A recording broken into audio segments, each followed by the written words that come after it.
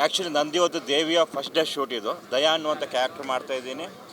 ನಾನಿಲ್ಲಿ ಹೀರೋಯಿನ್ ಯಾರಿದ್ದಾರೆ ಅವ್ರ ಅಣ್ಣನ ಕ್ಯಾರೆಕ್ಟರ್ ಮಾಡ್ತಾಯಿದ್ದೀನಿ. ನಾನು ಕೂಡ ಕೆಟ್ಟವನೇ. ಯಾವುದೋ ಒಂದು ಟೈಮ್ಗೆ ಹೋದಾಗ ನನಗೆ ರಿಯಲೈಸೇಷನ್ ಆಗಿಬಿಟ್ಟು ನಾನು ಒಳ್ಳೆಯವನಾಗ್ತೀನಿ. ಆ ಥರದೊಂದು ಕ್ಯಾರೆಕ್ಟರ್ ತುಂಬ ಚೆನ್ನಾಗಿದೆ.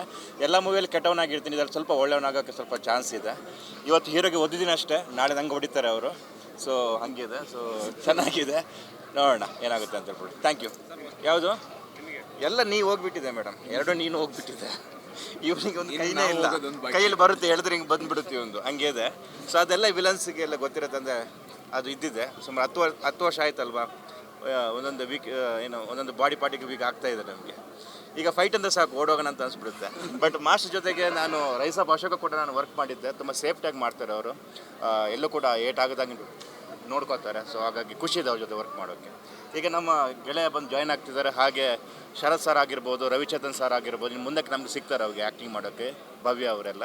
ಸೊ ಖುಷಿ ಇದೆ ಸರ್, ಖುಷಿ ಇದೆ ಸರ್. ಯಾಕಂದರೆ ಈ ಕಥೆನ ಅವರೇ ಬರೆದಿರೋದು. ಈ ಕಥೆನ ಬರೆದುಬಿಟ್ಟು ಅವ್ರು ಯಾರನ್ನು ಬಿಲೀವ್ ಮಾಡ್ತಾರೆ, ಪ್ರಕಾಶ್ ಸರ್ ಅವ್ರಿಗೆ ಕಥೆನ ಕೊಟ್ಟಿದ್ದಾರೆ. ತುಂಬ ಚೆನ್ನಾಗಿ ಮಾಡ್ತಿದ್ದಾರೆ. ಇವತ್ತು ಈ ಸೆಟ್ಟಲ್ಲಿ ಇಬ್ಬರು ಡೈರೆಕ್ಟರ್ ಇದ್ದಾರೆ, ಒಂದು ಪ್ರಕಾಶ್ ಸರ್ ಮತ್ತು ನಮ್ಮ ಫೈಟ್ ಮಾಸ್ಟರ್.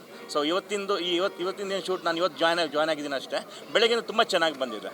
ಸೊ ಡೈಲಾಗ್ಸ್ ಆಗಿರ್ಬೋದು ಮತ್ತು ನಮ್ಮ ಎಂಟು ಸೀನ್ಸ್ ಆಗಿರ್ಬೋದು ತುಂಬ ಚೆನ್ನಾಗಿ ಬಂದಿದೆ. ಹೀರೋ ಕೂಡ ತುಂಬ ಚೆನ್ನಾಗಿ ಪರ್ಫಾರ್ಮ್ ಮಾಡ್ತಿದ್ದಾರೆ.